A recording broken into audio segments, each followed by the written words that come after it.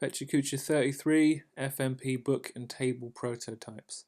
So this is my final major project. I'm trying to do some prototypes for it. It's supposed to be a room where you walk in and it's like walking into a comic book. Everything is like white with black outlines around the edges.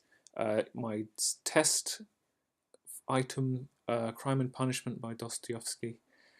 The thing, you might find a copy of this in a film noir detectives thing, maybe not Office, maybe not this version because I feel like it was published in the 70s. But I thought, if I can wrap a book in paper and then illustrate what I mean on top, I can see pretty quickly if it works. So, I've got a load of newsprint paper, so I just kind of roughly wrapped that around. Trying to keep the paper sort of taut so, the wrinkles don't give the game away. Realistically, I would use something a bit stiffer, but that might cause logistical problems down the line. So I'm trying to, I can just about see the design of the book under the paper because it's that thin, so I'm trying to trace it, but it's not quite that easy, so I'm using the photographs I've taken of the book as well to try and get the reference. It's awkward to say the least.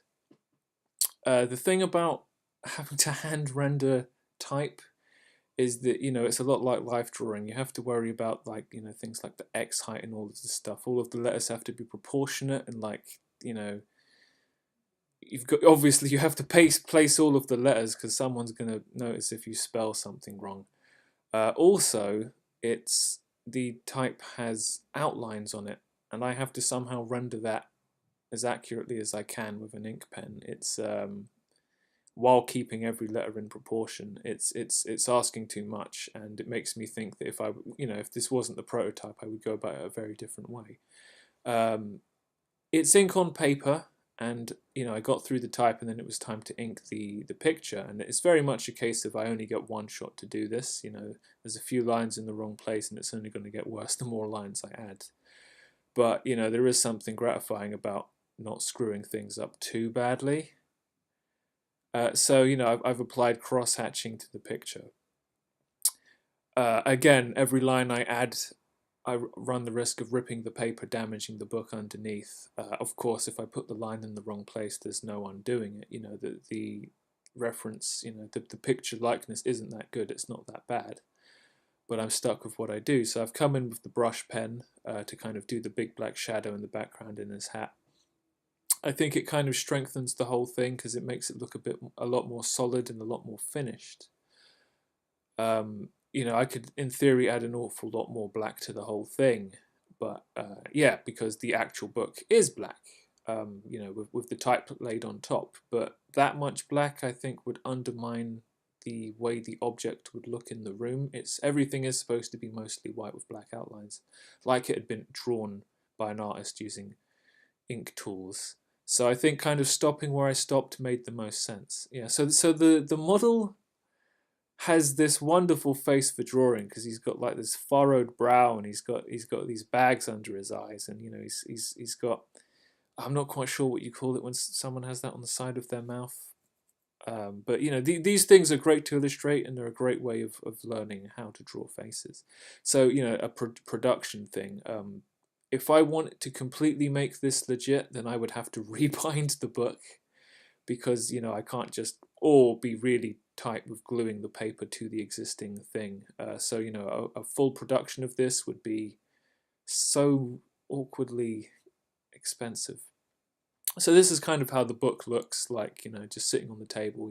I've taken a black pen to the edges of the book, and that is kind of how I imagined it.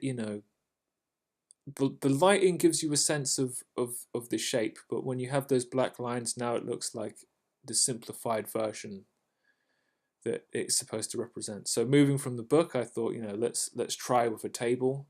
This is definitely about prototyping. This is about figuring out how I do big things, and it's all trial and error because this is so out there.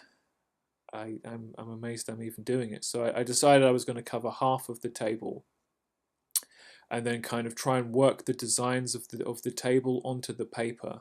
So like the wood grain and like the these black lines I'm using to define edges. and then kind of have half of the table visible so you can see the difference. So how do you do a black line going down the corner of a table and not completely screw it up? It's like I'm trying to figure this out as I do it. I ended up using my brush pen and just trying to use the side of it and just kind of just keep my hand perpendicular and just guide it down. It's very difficult and it's not reliable. So as I'm trying to replicate the wood grain, I'm looking at the wood grain of the actual table and trying to reference it directly, and it doesn't look like how you would do it if you were just trying to fake it in an illustration. So it's this really weird thing where I'm trying to be honest with the materials, but maybe I should be less honest to be more honest. There's a lot of under the table. There's a lot of these little edges and stuff that are really, in an illustration they'd all be there and it would give you a sense of perspective. Very, very difficult to render with paper. Drawing on all these edges, which your pen will slip. It's so difficult. So making things up, got my ruler, covered it with some spare paper. I've got these ink pens out to do the lines, but I don't want to get ink all over the place because that doesn't help. So very much a case of trying to figure out how to mitigate risks while enhance the successes. So going forward, what do I need to do? Finish the table. It's a lot more work than I thought it would be, but that's purely because it's a scale table.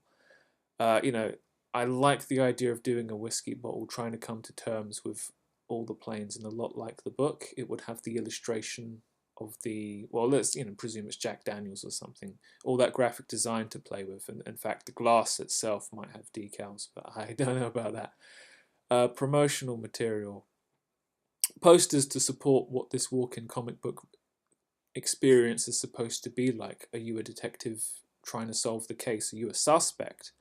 Things like this. I could look at, I don't know, old film noir posters. I'm thinking about maybe it's some kind of Saul Bass type thing. I don't know. Cinema 4D.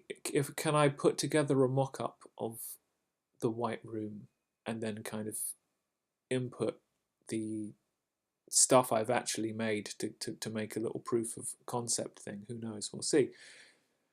Stuff to look forward to going forward, and that brings us to the end of Pecha Kucha 33. I'll see you next time.